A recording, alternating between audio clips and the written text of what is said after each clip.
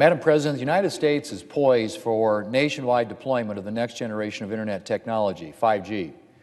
5G will mark a giant leap forward for Internet technology, delivering speeds that are up to 100 times faster than what today's technology can deliver.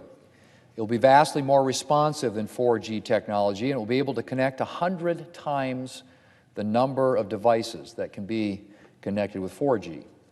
And while that will make it even easier to do the things that we do today, like check our email or stream our favorite shows, the biggest benefits of 5G lie in the other technologies that it will enable: precision agriculture, medical and surgical innovations, safer vehicles, and more.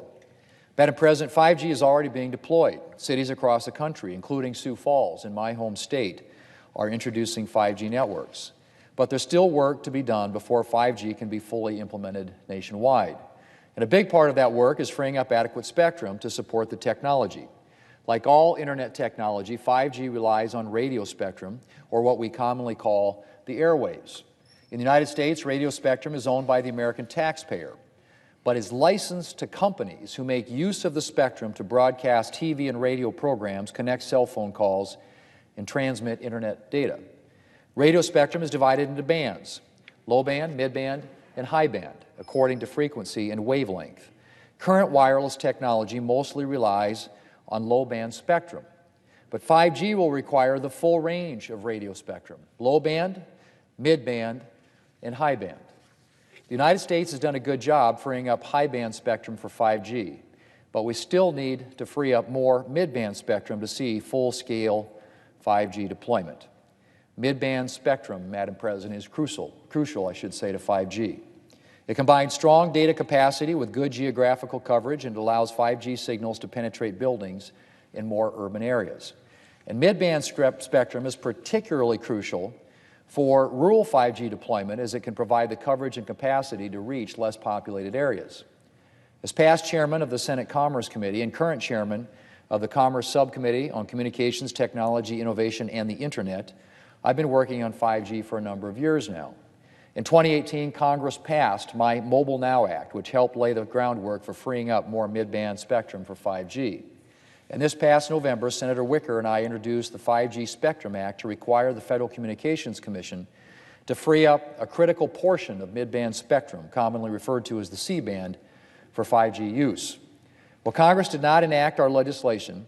At the end of February, the Federal Communications Commission announced that it would adopt a framework very similar to that outlined in our bill to make 280 megahertz of C-band spectrum available for 5G. Currently, C-band spectrum is licensed by satellite companies who use the spectrum to deliver programming for television and radio broadcasters, among other things. Under the FCC's new rules, the majority of this mid-band spectrum will be made available to wireless companies for 5G. Satellite companies will still be able to provide all the services that they're currently providing by launching new satellites and investing in new technologies to make more efficient use of the C-band. And the licenses for the remaining portion of the C-band spectrum will be returned to the government, which will then offer up the spectrum to wireless companies in a public auction. Satellite companies will be reimbursed for the cost of relocating their operations to the upper range of the band. And they'll be offered incentives for moving their operations quickly so that space for 5G can be freed up as soon as possible. Madam President, I was very pleased by the FCC's decision, which I think provides the most expeditious and efficient way to free up the necessary mid-band spectrum for 5G.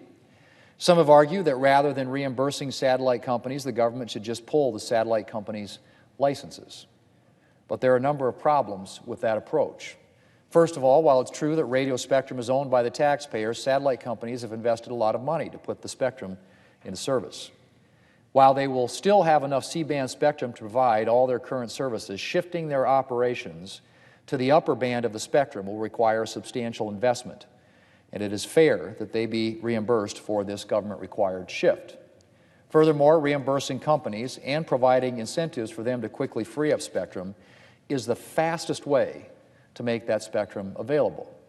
Simply demanding that companies relinquish their control of a substantial portion of the C-band could tie the government up in litigation for years, while countries like China take the lead on 5G. Finally, setting a precedent for the government to simply seize spectrum licenses would create a significant disincentive for technological investment.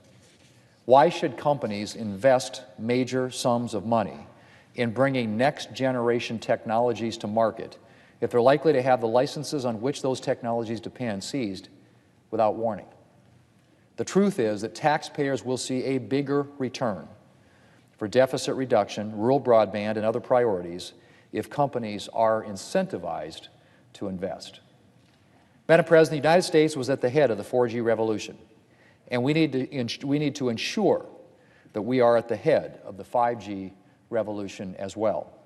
Winning the race to 5G will provide huge economic benefits for American businesses and American workers, and it will allow the United States to set security standards for telecommunication networks worldwide.